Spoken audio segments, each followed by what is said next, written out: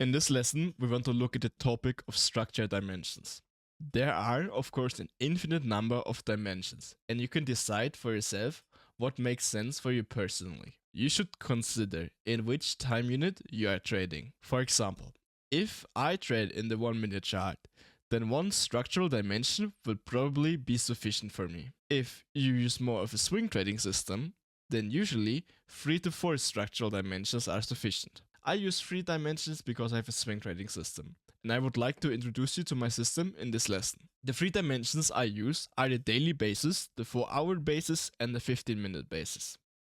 Let's start with the largest structure, which for me is the swing structure. The swing structure should show me at any time which direction we are heading in. In other words, here we really have the direction that is currently being played by the big players. I like to measure this on a daily or weekly basis. My system is designed more in H4 to D1 chart. This means that my trades rarely last longer than a week, which means that the swing structure on a daily basis is usually completely sufficient for me. In rare cases, I nevertheless analyze the swing structure on a weekly basis though. My middle structure dimension is the internal structure. I measure this on the 4-hour chart. For me, this is the sweet spot of a large time unit and a small time unit. In my opinion, it always gives a good picture of whether the market has already moved in the direction you want it to, or whether it is still corrective and you are still waiting for your trade. This means that the internal structure is one of the most important structures that we use on a daily basis. The swing structure is there to show us an overview of the whole market. The internal structure is rather a confirmation for our ideas. There's also a third dimension, which I like to call the substructure. I measure it on the M15 chart, but occasionally also on the hourly chart. It varies depending on the setup. Important to know is that the substructure is only used intraday to align yourself with the current order flow on low time frames. The substructure does not have the relevancy of the 4-hour chart or daily chart. I've visualized all of this for you here. We see here the swing structure, which is really the big structure in which a chart runs. Meaning this entire movement from here below to here above is the swing structure.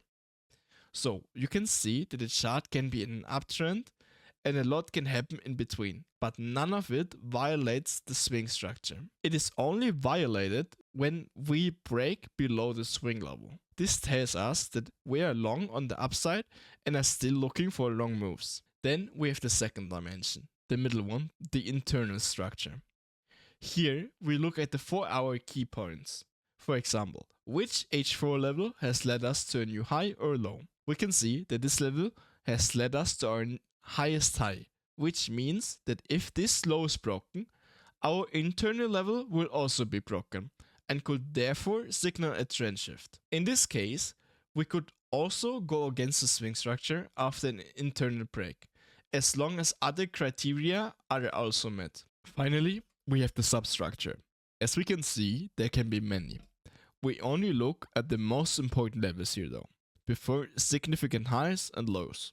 We use the substructure above all when we want to see our entries so that we can recognize at an early stage that the bias is confirmed by the market through a substructure break. This enables us to enter early because if we always waited until the swing structure was broken, we would always have a bad risk-reward ratio in trading. That's why we look at the substructure, see if we get a break in interesting zones, and then enter a trade. In our example once again, in concrete terms, we are in a long market because the swing structure has not yet been broken. However, we first see a sub break in the middle of the chart and then an internal break. This means that the bias shifts from long to short for us. We therefore wait for a retracement and then see whether another sub-break occurs. If so, we can enter a short trade. In our example, this would have led to a swing structure break.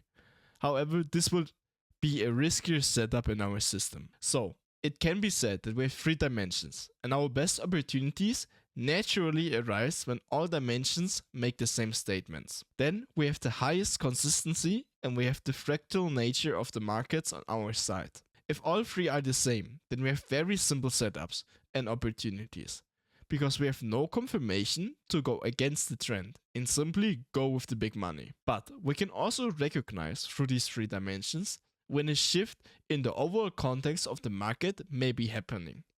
Because if, for example, the daily structure is long and the H4 is short, there's a resonance here, and we have to be careful with some setups. We will look at this in practice in the next video though.